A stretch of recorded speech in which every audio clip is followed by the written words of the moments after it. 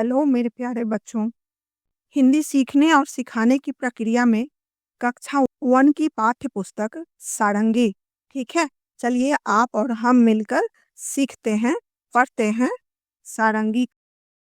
पाठ 3, रीना का दिन। तो आइए हम लोग मिलते हैं एक प्यारी सी छोटी सी लड़की से जिसका नाम है रीना। यहाँ चित्र में देख रहे हो, ये लड़की है रीना। आज हम लोग पढ़ेंगे रीना के दिनचर्या के बारे में।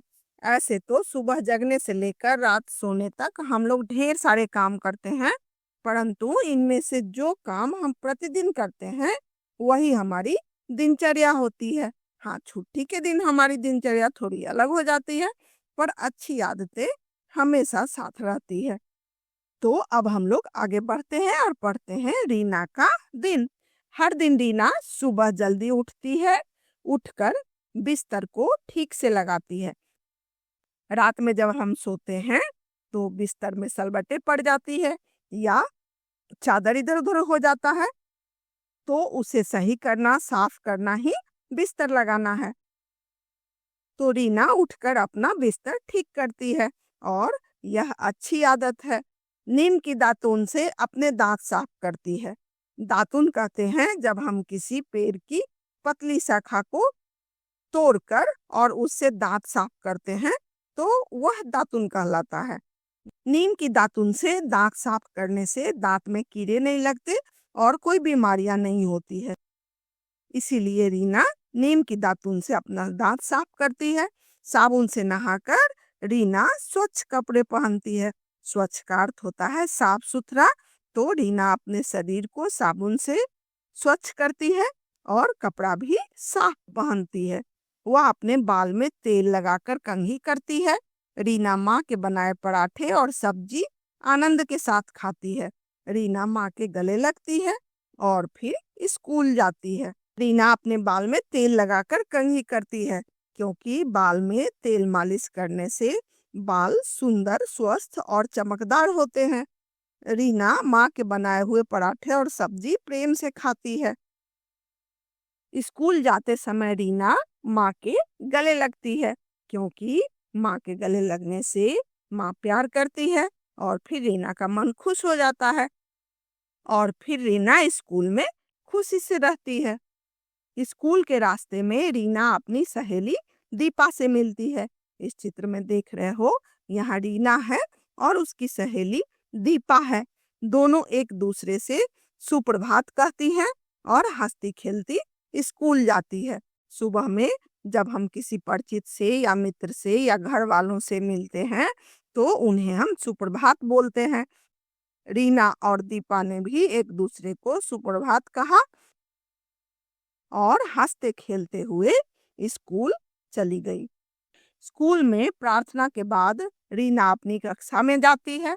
जैसे ही उनकी अध्यापिका कक्षा में आती है, सभी बच्चे खड़े हो जाते हैं और नमस्ते करते हैं। अध्यापिका भी मुस्कुराती हुई नमस्ते करती है। स्कूल में प्रार्थना होती है। उसमें भाग लेने से, आंखें बंद करके प्रार्थना करने से पढ़ाई में मन लगता है और मन हमेशा शांत रहता है। तो रीना भी प्रार्थना में भाग लेती है और फिर कक्षा में अध्यापिका के आने के बाद सभी बच्चे एक साथ खड़े होकर उनको नमस्ते करते हैं और अध्यापिका भी मुस्कुराती हुई नमस्ते करती है। रीना स्कूल में मन लगाकर पढ़ाई करती है। रीना एक अच्छी लड़की है, इसीलिए स्कूल में मन लगाकर पढ़ाई करती है। वह अपनी सहेलियों के साथ खेलती है और थोड़ी शरारत भी करती है। यहाँ देख रहे हो, रीना अपनी सहेलियों के साथ खेल रही है और बच्चे तो थोड़े शरारती होते ही हैं, तो वह खेलते खेलते थोड़ी शरारत भी करती है। घर आकर वह हाथ मुंह धोती है। स्कूल से आने के बाद हाथ मुंह धोने से ही हाथ मुंह साफ भी होता है और मन भी खुश होता है। तब हम आगे पढ़ाई या कोई काम मन लगाकर कर पाते हैं। फिर वह अपने स्कूल की सभी बातें अपने परिवार को बताती है। तो आपको भी स्कूल से आकर अपने परिवार वालों से बात करना चाहिए और स्कूल में क्या क्या हुआ है ये भी उनको बताना चाहिए। रीना अपने प्यारे से छोटे भाई के साथ भी खेलती है। आपके घर में भी यदि छोटा भाई बहन होगा तो आप भी उसके साथ खेलते ही होंगे। रीना भी अपने भाई के साथ खेलती है। रीना को रात को जल्दी ही नींद आ जाती है। दादी प्यार से रीना को शुभ रात्रि कहकर सुला देती हैं। रात में हम लोग एक दूसरे को क्या बोलते हैं? शुभ रात्रि। तो यहाँ आपने देखा कि रीना की दिनचर्या कितनी अच्छी है। आपने रीना से क्या सीखा कि सुबह उठकर पहले बिस्तर ठीक करना चाहिए, फिर दातुन से अपने दांत साफ करना चाहिए और फिर नहाना और साफ सुथरा कपड़ा पहनना चाहिए। ठीक है, बाल में तेल लगाना चाहिए और फिर माँ के बनाए गए खाने को प्रेम से खाना चाहिए। प्यार से माँ के गले मिलकर और तब स्कूल जाना चाहिए। सुबह सुबह यदि कोई मित्र या परिचित मिल जाए तो उन्हें सुप्रभात बोलना चाहिए। कक्षा में यदि अध्यापक या अध्यापिका आती हैं तो सभी बच्चों को एक साथ खड़ा होकर नमस्ते करना चाहिए। आपको पढ़ाई में मन लगाना चाहिए और पढ़ने के साथ साथ खेलना भी जरूरी होता है। इसीलिए अपने मित्रों के साथ, दोस्तों के साथ या सहेलियों के साथ खेलना भी चाहिए। स्कूल से आने के बाद सबसे पहले अपना हाथ मुंह धोना चाहिए, फिर खाना खाना चाहिए। अपने परिवार वालों से बातें करना चाहिए। रात में सोते समय शुभ रात्रि बोलना चाहिए। तो आपने समझा रीना का दिन। इसके आधार पर हम लोग बातचीत के लिए आगे बढ़ते हैं। रीना सुबह अपनी सहेली से मिलने पर क्या कहती है? सुप्रभात। रीना की दादी रात को सोने से पहले रीना को क्या कहती है? शुभ रात्रि। आप क्या कहकर बड़ों का अभिवादन करते हैं? नमस्ते। घर पर जब कोई अतिथि आते हैं, अतिथि का मतलब होता है मेहमान या गेस्ट, तो आप क्या कहकर उनका स्वागत करते हैं? नमस्ते। अगर आपको रास्ते में कोई परिचित जन मिल जाए तो आप क्या कहते हैं? नमस्ते। ठीक है, पता कीजिए कि आपके सहपाठियों के घर पर अभिवादन कैसे करते हैं। सहपाठी कहते हैं जो साथ में पढ़ता हो। तो जितने बच्चे आपके साथ पढ़ते होंगे उनमें कुछ मित्र भी होंगे।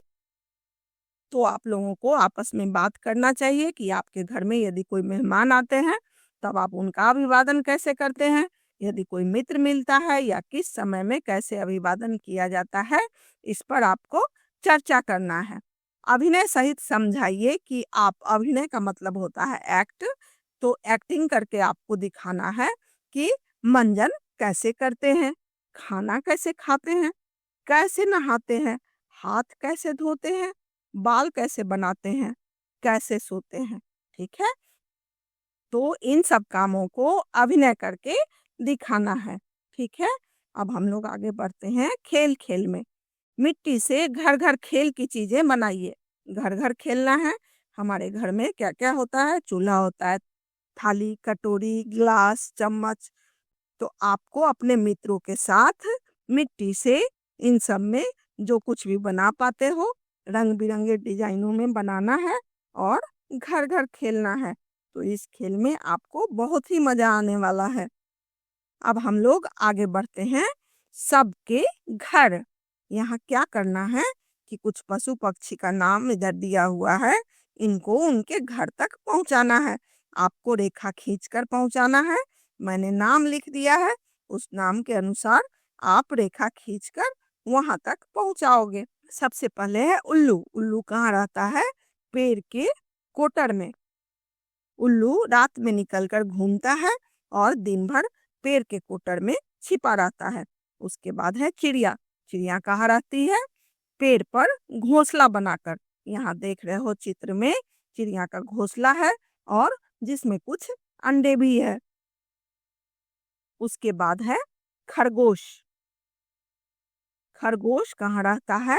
बिल में रहता है खरगोश। ये है, यहाँ देख रहे हो चित्र में एक बड़ा सा बिल है, उसमें ही खरगोश रहता है। गाय। गाय को रहने के लिए तबेला बनाया जाता है। देख रहे हो यहाँ 4 खम्बा है और ऊपर पर छत है, उसी में गाय रहती है। तो आपको वहां तक गाय को पहुंचाना है। उसके बाद है गिलहरी। गिलहरी तो इधर उधर फुदकती रहती है, लेकिन ज्यादातर वह पेड़ पर रहती है, झाड़ियों में रहती है, जमीन पर भी रहती है, लेकिन उसका घर भी पेड़ ही होता है। उसके बाद है मछली। मछली के बारे में आप लोग जानते हो कि मछली जल की रानी है, जीवन उसका पानी है। तो मछली कहाँ रहेगी? मछली रहेगी पानी में, यानी कि तालाब में। यदि हम मछली को पानी से बाहर निकालते हैं तो क्या होता है? मछली डर जाती है। आपको अपने घर में क्या क्या अच्छा लगता है और क्यों? चित्रों की सहायता से बताइए। इन शब्दों में से आप अपने चित्र के लिए कुछ शब्द चुन सकते हैं। रसोई, कमरा, बरामदा, आंगन, छज्जा, छत, माँ, पिता, दादी, दादा, कहानी, खीर, दूध आदि। तो इतने सारे शब्द दिए हुए हैं, इनमें से कुछ शब्द को चुनना है और उसका चित्र बनाना है, और फिर यह भी लिखना है कि यह आपको अच्छा लगता है तो क्यों अच्छा लगता है। मैंने यहाँ पर 2 शब्द के बारे में लिखा है, आप चाहे तो कोई और शब्द भी ले सकते हो। कमरा, मुझे अपना कमरा पसंद है क्योंकि वहाँ मेरे मनपसंद कई सामान और खिलौने होते हैं। दादा दादी, मुझे दादा दादी पसंद है क्योंकि वह मुझसे ढेर सारी बातें करते हैं और कहानियां भी सुनाते हैं। सोचिए और बताइए, आप घर में कौन कौन से काम करते हैं? सही का चिन्ह लगाना है। हाथ है मेरे छोटे छोटे, काम करूं मैं बड़े बड़े। अब आप अभी बच्चे हो तो आपका हाथ तो छोटा होगा ही, पर सभी बच्चों को कुछ काम तो करना ही पड़ता है। यहाँ पर 4 काम दिया हुआ है, इनमें से जो भी काम आप करते हो उसमें सही का चिन्ह लगाना है। सबसे पहले है भोजन करना, तो भोजन तो हम सभी करते हैं, तो इसमें सही का चिन्ह लगाना है।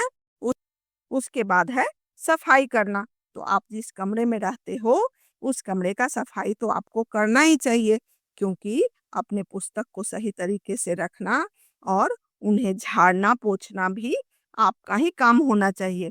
प्रत्येक सामान को सही जगह पर रखने से कमरा सुंदर दिखाई देता है, और आप तो चाहोगे ही कि आपका कमरा सुंदर दिखाई दे, तो इसीलिए मैंने इसमें सही का चिन्ह लगाया है। उसके बाद है मंजन करना, चाहे वह दातुन से हो या फिर ब्रश से हो, तो ये तो हम लोग प्रतिदिन करते हैं, आप भी करते होगे, तो इसीलिए मैंने इसमें सही का चिन्ह लगाया है। उसके बाद है बाल बनाना या कंघी करना, तो आप भी रोज बाल बनाते ही होंगे, कंघी करके ही स्कूल जाते होंगे, तो इसीलिए इसमें भी मैंने सही का चिन्ह लगाया है। आपको भी मेरे ख्याल से सब में सही का चिन्ह ही लगाना चाहिए, क्योंकि ये काम सभी बच्चे करते ही हैं और उम्मीद करती हूँ कि आप भी करते होंगे।